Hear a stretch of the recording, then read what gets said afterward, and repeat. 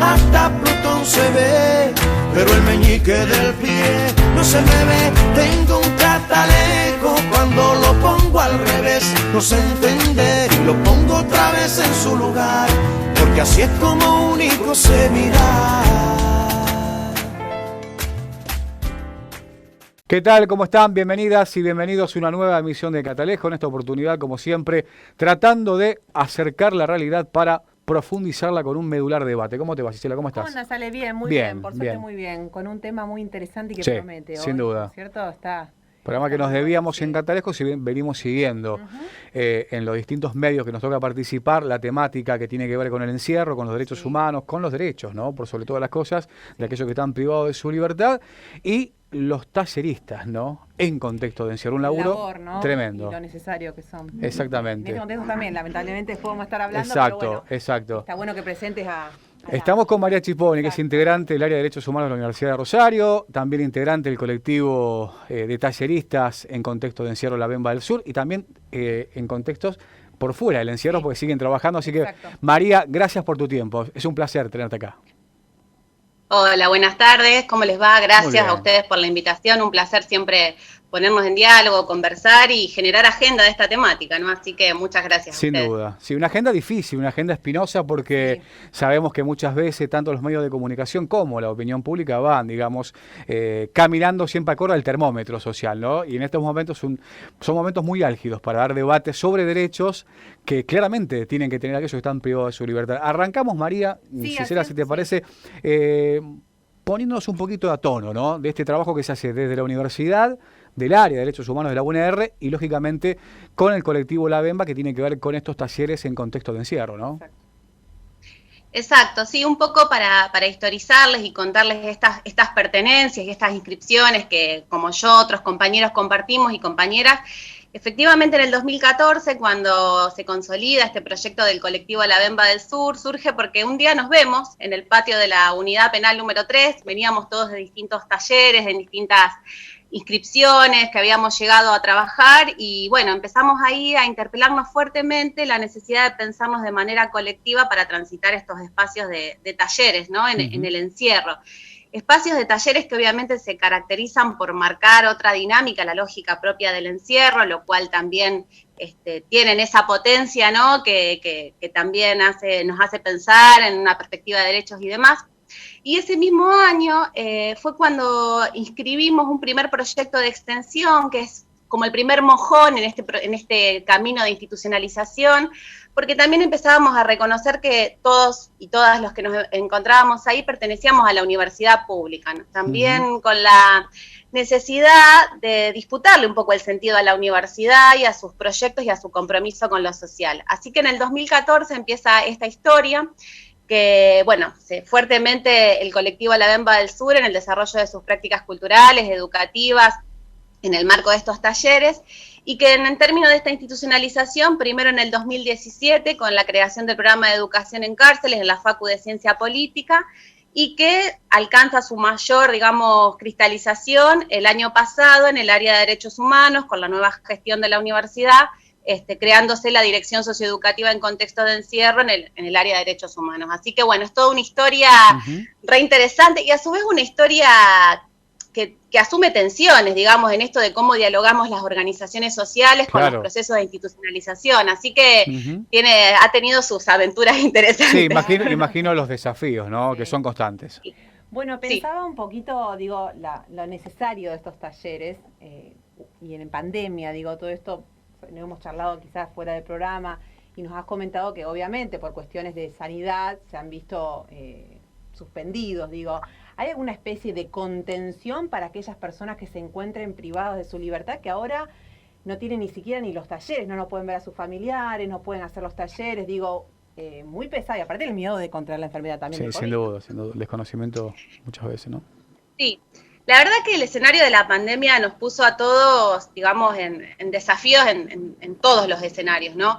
Efectivamente lo que termina sucediendo y en esto de, ¿no? Uno va pensando, bueno, los desafíos post pandemia y la verdad que ya es pensar los desafíos con la pandemia, digamos, y darnos estrategias a ver cómo podemos empezar a volver a la cárcel, porque efectivamente desde marzo la cárcel se cerró, ¿no? Claro. Todos los que para el servicio penitenciario somos actores externos, en una diversidad de actores y actoras externas que ingresamos a la cárcel, dejamos de ingresar, producto, bueno, de los protocolos necesarios en relación a la prevención y a no saber, ¿no?, este escenario de absoluta incertidumbre. Efectivamente se cortaron las visitas familiares, bueno, las instancias educativas y demás, y fue el desafío de empezar a darnos estrategias, digamos, en el caso de los estudiantes universitarios, en las unidades donde hay salas universitarias, fuimos encontrando algunas alternativas, en 2 unidades puntualmente con conexión a internet, y que pudiesen tener los acompañamientos socioeducativos y el ingreso a las plataformas y demás, pero los talleres no pudieron continuar, digamos, ni los talleres culturales, ni los talleres de capacitación de inclusión sociolaboral, todo eso quedó suspendido, lo cual nos pone en un escenario de pensar cómo se reconstruye toda esa trama, y a su vez la otra cuestión que pasó es que casi por la coyuntura, pero como vos bien decías, Alejandro, al inicio, en esto de las preocupaciones del post-encierro, nos puso en la escena de empezar a trabajar con los jóvenes que egresaban de la cárcel en este contexto y también transformar un poco los objetivos, tanto como organización social como desde la propia universidad, ¿no? Con la Bemba, con los compañeros y las compañeras de la Bemba, lo que empezamos a armar fue una colecta continua, digamos, desde mayo a esta parte. De hecho, hemos articulado con las compañeras de Pariendo Justicia para pensar también algunas intervenciones, donde asistir en alimentos, digamos. Los objetivos claramente nos han puesto en otro escenario y la necesidad de poder asistir en esta coyuntura en articulaciones con el Plan Alimentario Provincial, con el BAR, digamos, en estas redes que se armaron con todas las organizaciones sociales en Rosario y que nos fue desafiando a cambiar los objetivos de trabajo y de acompañamiento. Pero efectivamente, digamos, estamos sin poder ingresar a las unidades y los modos de comunicación se han suspendido, así que estamos ahí pensando. De hecho ayer tuvimos una mesa entre distintas organizaciones e instituciones como para ver, bueno, cómo vamos a volver y cómo podemos volver a ingresar. Sin duda, sin duda. Para el segundo bloque vamos a meternos ya de lleno bien en lo que significa, ¿no?, el trabajo, digamos, con y desde la universidad para aquellos internos que se les propone algo distinto, imagino, ¿no?, porque uno va charlando con muchos de ellos, todo el desafío, los miedos, digamos, de abrirse a un mundo completamente nuevo, ¿no?, que no solamente tiene que ver con lo educacional, sino también con la cuestión de repensarse a sí mismo desde la filosofía y otras cuestiones. Y una sociedad que desde el vamos los va a rechazar. Exactamente, exactamente. Para cerrar con esto del COVID-19, que también hemos hecho informes, ¿no? Para cerrar un poquito esto, quisiera de la voz de María también para terminar de acompañar algunos mitos con esto que se habló permanentemente, se sigue utilizando como campaña política hasta el día de hoy, que nunca cesa, por cierto, esto de que se liberaron presos a mansalvas, ¿no? Cuando hubo generalmente algunos jueces que han liberado a ciertos personajes como para decir, mirá, se está liberando a esta gente, cuando en realidad aquellos que pudieron gozar de una libertad morigerada, ¿no?, tiene que ver con los derechos adquiridos, ¿no? Exactamente, sí. Esta campaña que muchas organizaciones y también la Red Nacional de Universidades quisimos salir a disputar en la agenda mediática de que no era una liberación masiva de personas detenidas, sobre todo porque sobre quienes transitan el encierro, ¿no?, hay todo un estereotipo configurado respecto a un sujeto peligroso y esa liberación masiva de que un sujeto peligroso va a invadir la ciudad y nos va a poner en peligro. Digamos, son sentidos que tenemos que salir a disputarlos y a tensionarlos, porque efectivamente vivimos en el marco de un Estado de Derecho y de garantías constitucionales, que en el cumplimiento de una condena, bueno, yo no soy abogada ni mucho menos, pero en el cumplimiento de una condena va permitiendo acceder a determinados accesos a sus libertades y demás. Efectivamente, el dispositivo mediático opera para fortalecer ciertos relatos en función de introducir más peligrosidad a este relato, pero después se demostró que no sucedió eso, pero después es muy difícil cuando eso se instala sobre ese sujeto cuando peligroso. Se impone en los grandes medios, después desenmascararlo nos cuesta horrores, ¿no? Exacto, exacto, porque además también sucede como sucedía, y ahí digamos el movimiento feminista también salió como un poco a echar luz sobre esto, porque efectivamente ocurrió liberación de personas que han estado condenadas por delitos sexuales y demás, y eso también sucede como liberación de delitos de lesa humanidad, y hay que repudiarlos, sin dudas que hay que repudiarlos, pero también hay que echar luz sobre todo lo otro en relación a esa liberación masiva que no fue tal, sino fue gozar solamente dentro de la progresividad de la propia ejecución penal. Entonces, ahí yo además vengo del campo de la comunicación y me interpela profundamente, ¿no? Salir a construir esos otros relatos, tal cual. Que como digo, ¿no? Están muy potenciados por el dispositivo mediático, pero a su vez muy calado en la trama social, en toda la trama social, en relación a quién es el individuo peligroso. Sí, y esa trama social que también deja de lado y no ve o no le importa a aquellas personas, mujeres y hombres, que deberían ya gozar de salidas y no lo pueden hacer o no pueden estar en sus domicilios por la pandemia. De eso nadie se ocupa y nadie... Sin duda. Nos metemos, aparte otra cosa, y cerramos con esto, sí, en la primera parte del programa, que pensar, digamos, que los penales o las cárceles están repletas de asesinos, ¿no? Es un error, ¿no? El gran porcentaje está por delitos menores, por algún robo, algún hurto, o por tenencia de estupefacientes, por venta, digamos. Pero bueno, lo que el sistema muchas veces nos empuja. Primer corte. Vamos a la pausa. Dale. Entonces. Muy bien, continuamos, segundo bloque de Catalejo, seguimos con María Chipponi, hermosa charla, que va a quedar cortita, pero vamos a jugar después otra carta más y vamos a seguir profundizándola porque le va a quedar mucho en el tintero. No, decíamos, antes de irnos a la pausa, profundizar acerca de los talleres que ustedes llevan a cabo en estos contextos de encierro, de qué se tratan, cuáles son las perspectivas y demás. Bien. Los talleres tienen una historia, los talleres culturales, de hecho tiene una historia también dentro de la Unidad 3, como yo les contaba, que es donde también se consolida nuestro proyecto político militante, que es el de la Bemba del Sur, que es una historia de talleres culturales y una historia de festivales culturales, digamos. Y también como espacios donde construir otra dinámica que le dispute sentido al encierro y que pueda aportar algo para reparar algo de ese daño que produce el encierro, ¿no? Ya el hecho de encontrarnos, el hecho de marcar alguna dinámica de trabajo donde el tiempo y el estar va marcando otro territorio en ese cotidiano dentro de la cárcel, donde sabemos que sus lógicas tienden al disciplinamiento, a una economía del tiempo y demás. Los talleres culturales han sido y son de lo más diverso. Hay talleres de teatro, talleres de cine, talleres de filosofía, talleres de comunicación, audiovisuales y distintas también propuestas que se van haciendo también en función de los talleristas que quieren acercarse a ofrecer o a proponer algún espacio de taller.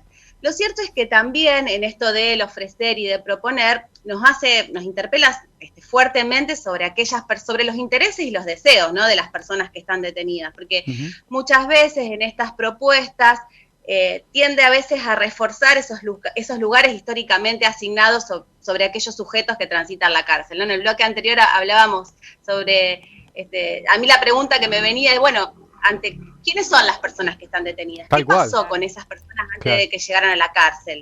Efectivamente, gozaron de sus derechos, tuvieron acceso a una vida digna, o sea, la cárcel tiene que ser es la última opción, digamos, y muchas veces la cárcel, y esto es la gran paradoja, ¿no?, termina siendo la primera institución del Estado que reconoce algo del orden de los derechos. Entonces ahí tenemos que hacernos un montón de preguntas como sociedad también, porque como sociedad construimos la cárcel como institución para que las personas que cometen un delito transiten en función de la pena que tienen que cumplir. Nos preocupa esto. Entonces, no nos preocupa, te interrumpo, no nosotros, pero digo a gran parte de esa voz de la opinión pública que dicen los derechos humanos, pero no hay un empuje colectivo en lo social para que esos derechos humanos estén mucho tiempo antes y no que aparezcan, como bien lo marcamos, en el contexto del encierro, ¿no? Es paradójico. Exacto. Sí, no, tal cual, exacto. Por eso la necesidad también de reponer sentidos en estas preguntas de qué pasó antes con esa persona que después llega a la cárcel o que comete un delito menor o el delito que sea, digamos, pero que llega a la cárcel y que efectivamente hubo una historia que hay que reponer, que hay que contar y que esas historias se repiten en función de trayectorias educativas que fueron interrumpidas, accesos a trabajos precarios, a trabajos informales, una salud que tampoco tuvo una garantía necesaria para, digamos, vivienda. Violencia intrafamiliar, ¿no? Sí, Sí.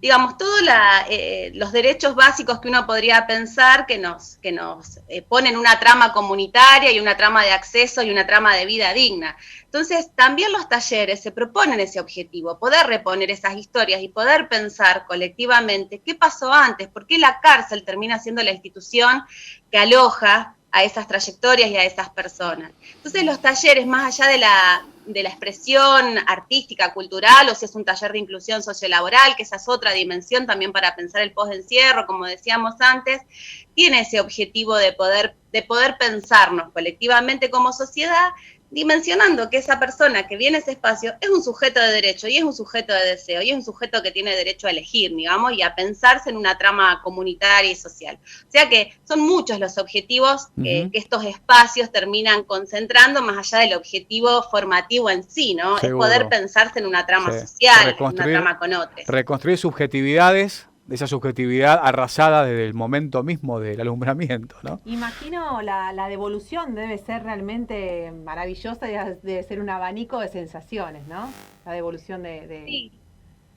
Sí, claro, son lugares donde suceden, es esto, ¿no? Es la paradoja de una institución tan arrasadora y ahí, ¿no? Tanta potencia en lo que sucede, porque suceden libros, suceden obras de teatro, suceden programas de radio, suceden películas, o sea, suceden la proyección de que alguien después de un taller o de un curso de competencia específica, que es el modo de certificar que tiene la universidad, elige ingresar a la universidad. Digamos, suceden un montón de derivas y de historias personales y colectivas. Entonces, claro que es muy potente ese espacio en función de lo que viene después, ¿no? Claro. Y en función de lo constitucional, ¿no?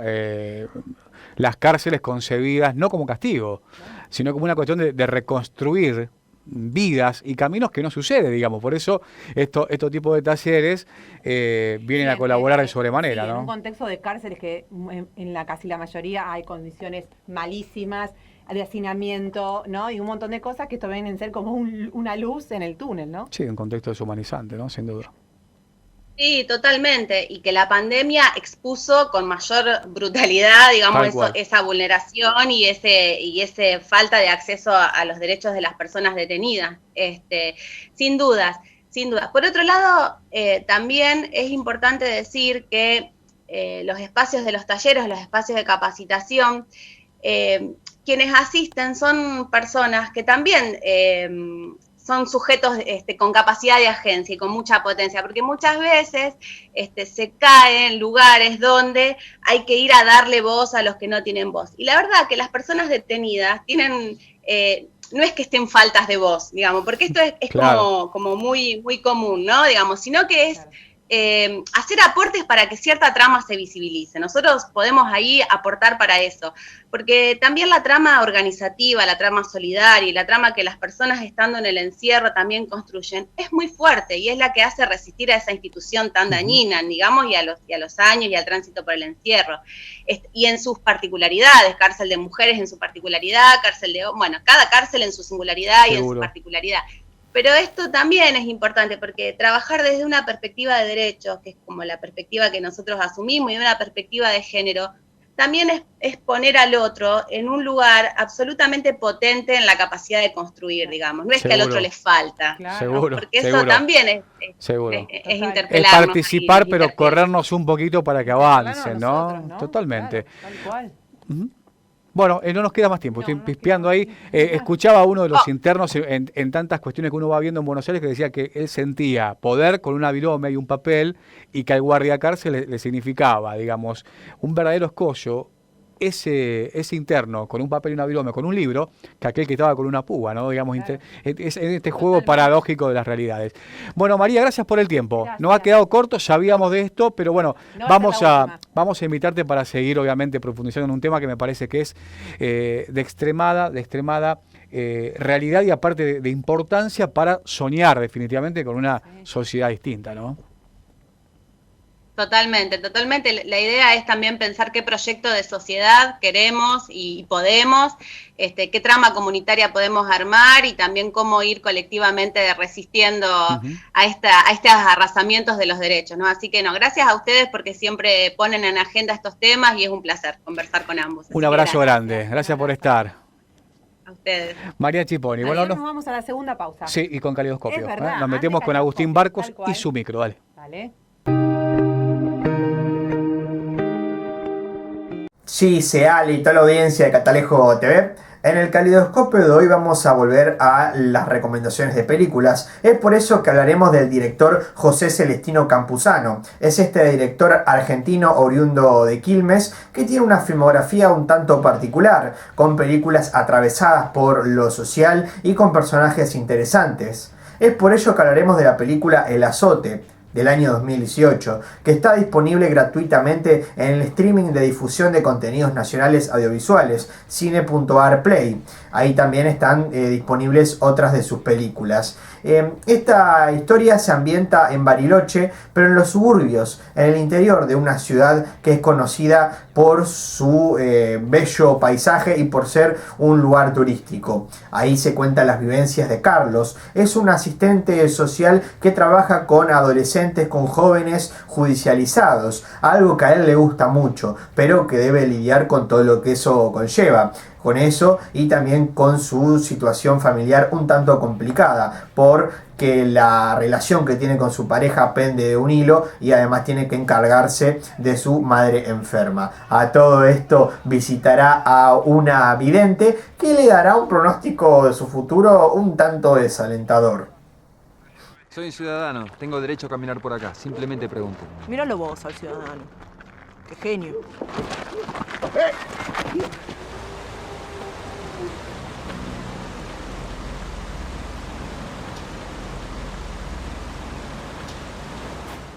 Carlos es un personaje interesante, ¿no? Con el pelo largo y vestido de negro al estilo heavy metal, que prácticamente vive para las juventudes, pero porque las conoce muy bien, porque él siente que ha vivido cosas parecidas a esos chicos, pero constantemente se dinamita el camino él mismo, lastimando a lo que quiere, ¿no? Es muy buena la actuación de Kieran Jarvis, es este actor neuquino que interpreta a Carlos. En este sentido tengo que decir que las actuaciones son un tanto disímiles, ya que por política propia de producción, Campuzano no suele convocar ni actrices ni actores famosos, ni siquiera personas que se hayan formado como actores, por esta búsqueda que quiere realizar o conseguir de actuaciones reales, terrenales, ¿no? Que a veces esto funciona, surte efecto y otras veces no queda muy bien.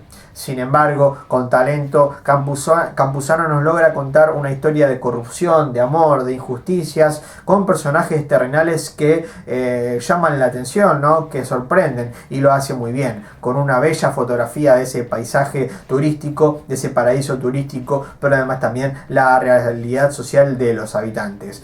Muy buena la película. Y le permite hacer cosas solo por los demás, no por usted y sus afectos. Ahí todo se mantiene estático.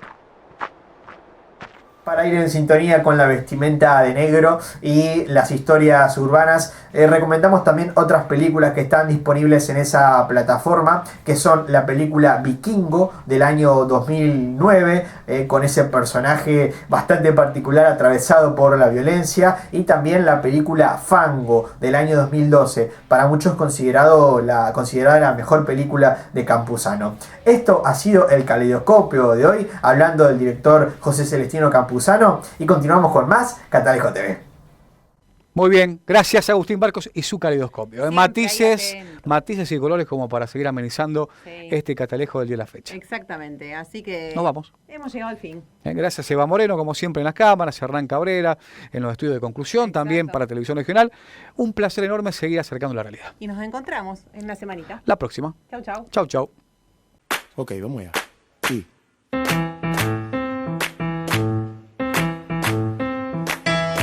Ahora los guapos ya saben de leyes, incluso luego de aplicar incisiones, cómo treparse en los